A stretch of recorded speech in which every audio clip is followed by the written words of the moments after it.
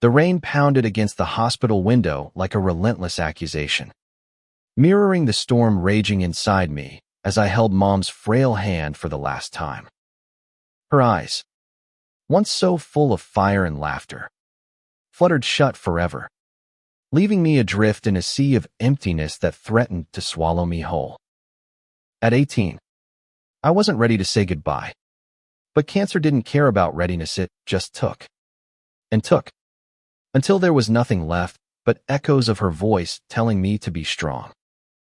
Dad showed up at the funeral, looking older than I remembered, his face lined with the kind of sorrow that comes from years of separation. We hadn't been close since the divorce when I was 10. He'd moved to Seattle for a fresh start, while Mom and I stayed in Chicago, building our own little world. But now, with her gone, the will was clear. I was to live with him until I figured out college or whatever came next. Packing up our apartment felt like burying her all over again, every photo, every knick-knack a stab of memory. The flight to Seattle was a blur of turbulence and tears. And as the plane descended over the Puget Sound, I wondered if this new life would drown me or save me. Stepping off the plane, the crisp Pacific Northwest air hit me like a wake-up call. Dad was waiting at baggage claim, his hug awkward but genuine, smelling of coffee and faint cologne. "Ethan, son," he murmured, his voice cracking. "I'm so sorry. We'll get through this together." Beside him stood a man I'd only seen in photos, Marcus, Dad's husband of 2 years. Tall, with salt and pepper hair and kind hazel eyes. He extended a hand, his smile warm but not pushy. "Welcome home, Ethan. I'm here if you need anything." I shook his hand numbly, my mind screaming that this stranger had no right to call it home. But as we drove through the rainy streets toward their cozy craftsman house in Capitol Hill, something in Marcus's quiet presence chipped at my walls. He didn't pry. Instead, he pointed out landmarks, the Space Needle piercing the clouds, the bustling Pike Place Market, his voice steady like an anchor. Settling into my new room upstairs, with its view of the neighborhood's rainbow-crossed flags fluttering in the wind, felt surreal. Dad had tried to make it mine, my old posters from Chicago on the walls, a stack of books on the desk. But the house hummed with a life I wasn't part of, photos of Dad and Marcus on vacations, their wedding day beaming from the mantel. That first dinner was tense. I picked at my salmon while Dad rambled about his job at the tech firm, avoiding the elephant in the room. Marcus, sensing my discomfort, steered the conversation lightly. "Ethan, I hear you're into photography. There's a great darkroom set up at the community center downtown if you want to check it out." His offer hung in the air, genuine, and for a split second, I felt seen not as the grieving orphan, but as me. The days blurred into a routine of grief and adjustment. School started at the local high school, where I was the new kid with the tragic backstory. Whispers followed me in the halls. His mom died. Poor guy. I kept my head down, burying myself in classes. But the ache never faded. Nights were the worst, insomnia gripping me as I scrolled through old photos of Mom on my phone, tears silent and hot. One evening, unable to sleep, I wandered downstairs and found Marcus in the kitchen, baking cookies at midnight. "Can't sleep either?" he asked, not judging, just offering a stool and a mixing bowl. We talked, or rather, he listened as I poured out fragments of my pain. How Mom's laugh could light up a room, how her absence left a void. Marcus shared his own losses, his parents disowning him when he came out in the 90s. The friends lost to AIDS. Grief doesn't have a timeline, Ethan, he said softly. But it does get lighter when you let people in. As weeks turned to months, Marcus became the unexpected bridge in our fractured family. He organized hikes in the Olympic National Park, where the towering evergreens and crashing waves forced me out of my shell.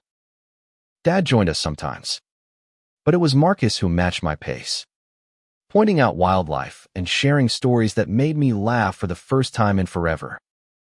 "Life's too short to hide from it," he'd say, his eyes twinkling. I started opening up about my confusion feelings I'd buried deep, attractions to guys that I'd never voiced to Mom, fearing judgment. Marcus didn't flinch. Instead, he shared books from his shelf, like Giovanni's Room, and introduced me to the local LGBTQ plus youth group. "You're not alone," he assured me. And in those moments, the weight on my chest eased. But tension simmered beneath the surface. Dad, still navigating his own guilt over the divorce, sometimes withdrew, leaving Marcus to pick up the pieces. One night, after a heated argument where I accused Dad of abandoning us, Marcus found me on the porch, staring at the stars. "Your dad's trying, Ethan. He loves you more than you know." His hand on my shoulder was paternal, steady, and for the first time, I felt a spark of hope. Little did I know, this new family was about to face its own storms, testing bonds I never expected to form. The autumn leaves in Seattle painted the streets in fiery reds and golds, a stark contrast to the gray skies that mirrored my lingering melancholy. But Marcus's influence was weaving threads of color back into my life. He enrolled me in a photography class at the community center, where I met Jordan, a lanky guy with tousled brown hair and a smile that could disarm anyone. Jordan was openly gay, confident in a way I envied, and our shared passion for capturing moments through lenses drew us together. "Your shots have soul," he told me one afternoon as we developed prints in the darkroom, the red light casting intimate shadows. My heart raced, a mix of fear and excitement stirring feelings I'd long suppressed. At home, Marcus noticed the change in meth way I'd linger over texts from Jordan, the subtle glow in my eyes. "Someone special," he teased gently over breakfast one morning, while Dad buried his nose in the newspaper. I blushed, mumbling something noncommittal, but Marcus's knowing nod encouraged me. He shared stories of his own first love, a college romance that ended in heartbreak but taught him resilience. "Love is worth the risk, Ethan. It reminds us we're alive." His words lingered as I navigated my budding connection with Jordan's stolen glances during class, late-night walks along the waterfront where the city lights danced on the water. Yet, not everything was smooth. Whispers at school turned vicious when rumors spread about my gay dads. A group of jocks cornered me in the locker room after gym, their taunts cutting deep. "Freak family. Huh. Bet you're just like them." I froze, fists clenched. But Jordan stepped in, his voice steady. "Back off, assholes." The incident shook me, dredging up old insecurities. That night, I confided in Marcus, tears streaming as I admitted my fears of being out.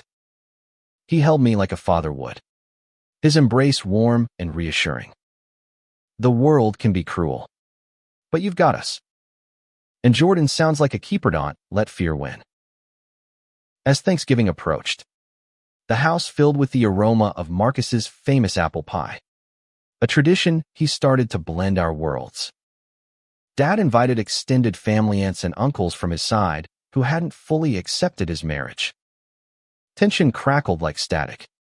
Uncle Ray, a gruff Midwesterner, made snide remarks about alternative lifestyles. I watched Marcus handle it with grace, deflecting with humor, but the strain showed in his eyes. Later, alone in the kitchen, he confessed his own doubts. "Sometimes I wonder if I'm good enough for this family." His vulnerability hit me hard. Here was the man who'd pulled me from darkness, questioning himself. I hugged him fiercely. You're the best thing that's happened to us. The holiday dinner erupted when Uncle Ray targeted me directly, probing about my influences. Fueled by anger and newfound courage, I stood up. I'm gay, Uncle Ray.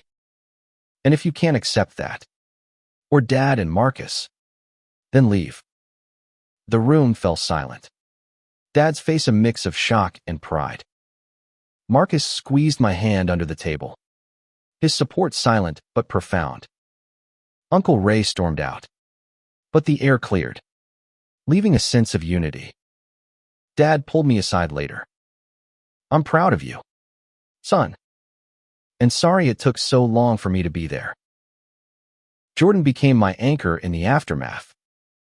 Our first date was Magicala picnic in Discovery Park, where we watched the sunset over the sound, sharing dreams and kisses that tasted like freedom. But shadows loomed.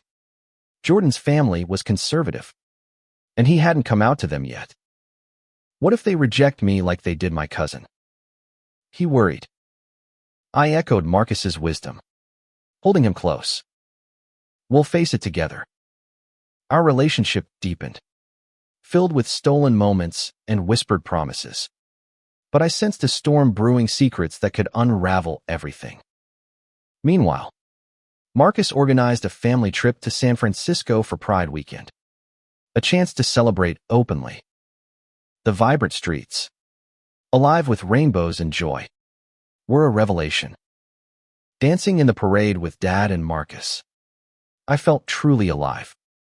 The grief over Mom transforming into a quiet strength. But amid the festivities, a call came. Jordan's parents had found out about us, and all hell broke loose. The drive back from San Francisco was electric with newfound energy. The car's speakers blasting anthems of empowerment as Dad, Marcus, and I sang along off-key. Pride had been transformative.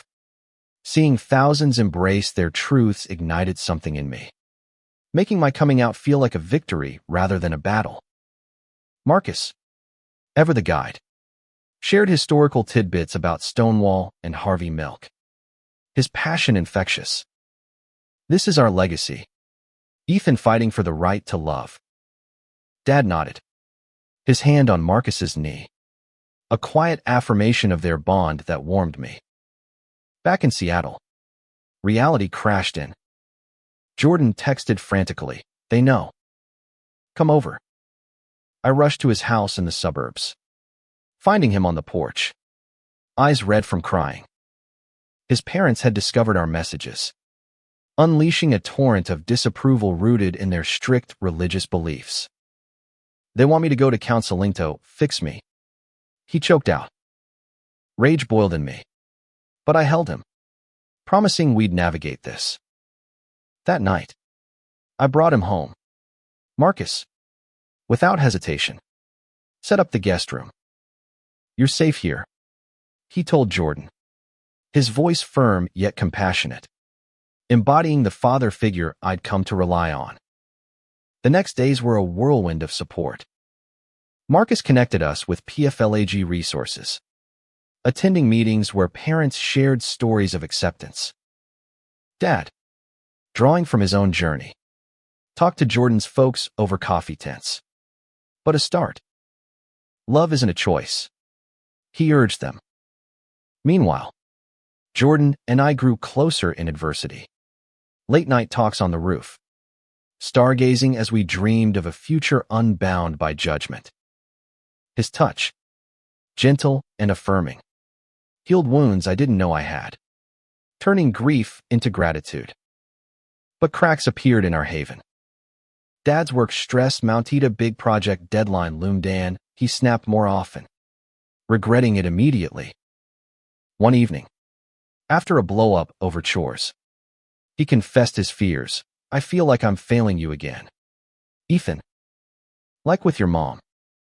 Marcus mediated, his calm presence diffusing the tension. "We're all learning.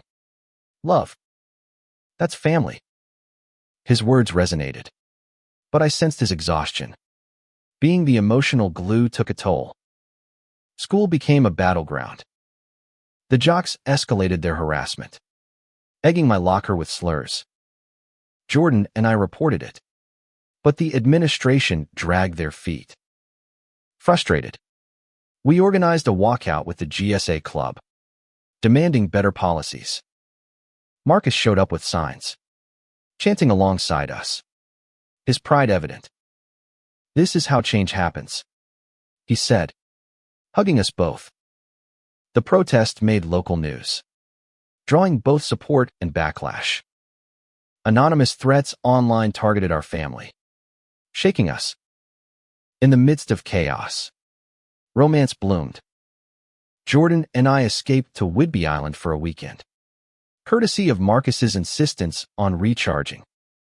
The ferry ride across the Sound, wind whipping our hair, felt like freedom. We hiked trails hand in hand, sharing secrets under ancient cedars. "You make me feel invincible," Jordan whispered during a sunset kiss on the beach. Back home, we navigated his parents' slow thaw. They agreed to therapy, a tentative step toward understanding. Yet, a darker cloud gathered. Marcus started feeling unwell fatigue. Headaches he brushed off as stress. Dad worried, urging a doctor's visit. "It's nothing," Marcus insisted, but his pallor told otherwise. I overheard them arguing, Dad pushing for tests, Marcus fearing the worst. Memories of Mom's illness flooded back, panic gripping me. "We can't lose him," I told Jordan, who held me through the night. The diagnosis came like a thunderclap: early-stage lymphoma. Treatable but daunting. Marcus faced it with his trademark resolve. "I've beaten odds before," he said, squeezing my hand. The family rallied. Dad took leave. I juggled school and hospital visits. Jordan pitched in with meals. Chemo sessions were grueling. Marcus's hair thinning, his energy waning, but his spirit unbroken. He used the time to impart wisdom. "Life's about the connections we forge, Ethan. Cherish them." Through it all, Jordan's family began to shift. His mom attended a PFLAG meeting, tears in her eyes as she listened to stories like ours. "I don't want to lose my son," she admitted. It wasn't perfect, but it was progress, a testament to persistence. As winter set in, snow blanketing Seattle, hope flickered. Marcus's treatments showed promise, and our bonds strengthened in the fire of trial.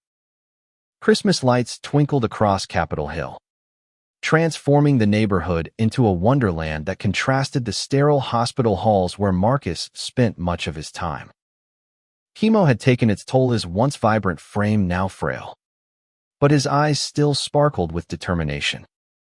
"This tree's lopsided," he joked from his armchair as Dad and I decorated, insisting on directing despite fatigue.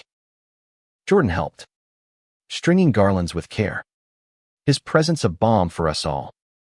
"Family isn't just blood," Marcus murmured, pulling us into a group hug that felt like armor against the world. Jordan's reconciliation with his parents progressed haltingly. They invited us for dinner, an awkward affair of small talk and olive branches.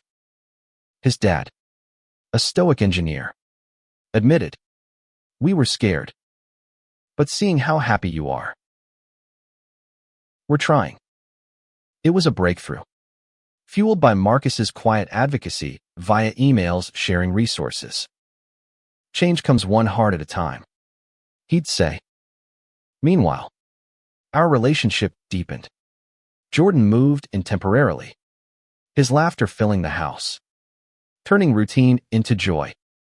We studied together, cooked disastrous meals, and dreamed of college, maybe UW, side by side. But the disease fought back. A complication arose: infection during a low-immunity phase, landing Marcus in ICU. Dad crumbled, pacing the waiting room, his face ashen. "I can't lose him, Ethan. He's my everything." I held him, roles reversed. drawing strength from lessons Marcus taught. Jordan stayed by my side, his hand in mine a lifeline. Visitors came, friends from the community center. Pride allies sharing stories of how Marcus had touched their lives, mentoring youth, organizing fundraisers. He's a fighter, one said, and we clung to that. In lucid moments, Marcus reflected deeply. Ethan, when your mom passed, I promised your dad I'd help heal this family. But you've healed me to watching you bloom. Finding love with Jordan. Tears welled as he gripped my hand. Promise me you'll live fully. No regrets. I nodded, choking back sobs, vowing to honor that. The crisis peaked on a stormy night. Alarms blared. Doctors rushed. Dad and I feared the worst. But Marcus pulled through. His resilience a miracle. Discharged weeks later. Thinner but triumphant. He quipped. Cancer picked the wrong guy. Recovery was slow. But spring brought renewal, cherry blossoms blooming like hope reborn. With Marcus on the mend, I focused on graduation. The ceremony was emotional. Dad and Marcus beamed from the audience, Jordan whooping loudly. My valedictorian speech honored Mom's memory and celebrated chosen family. In loss, we find strength. In love, we find ourselves. Applause thundered. But Marcus's proud nod meant the most. Post-graduation, Jordan and I planned a road trip down the coast, Oregon beaches. California dreams. Marcus insisted. Go make memories. But before leaving, a surprise, Dad proposed renewing vows with Marcus. A backyard ceremony under blooming wisteria. Friends gathered.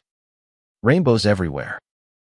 As they exchanged rings, Marcus whispered to Dad, through sickness and health, you're my home. I officiated. Voice steady. Heart full. The trip was magical, camping under stars. Skinny dipping in hidden coves. Confessions of forever. Jordan proposed informally on a cliff overlooking the Pacific. Marry me someday. My yes sealed with a kiss. Waves crashing approval. Back home, Marcus's scans came clean remission. Celebration ensued, a block party with neighbors. Music pulsing. Joy overflowing. You've all made me feel alive again. Marcus toasted. Eyes on me. I realized then, he'd done the same for me. Guiding through darkness to light. As summer waned, college loomed. Jordan and I accepted to UW. Commuting from home to support Marcus. Life settled into a rhythm of gratitude. Each day a gift. The university campus buzzed with freshman energy. Leaves crunching underfoot as Jordan and I navigated our first semester.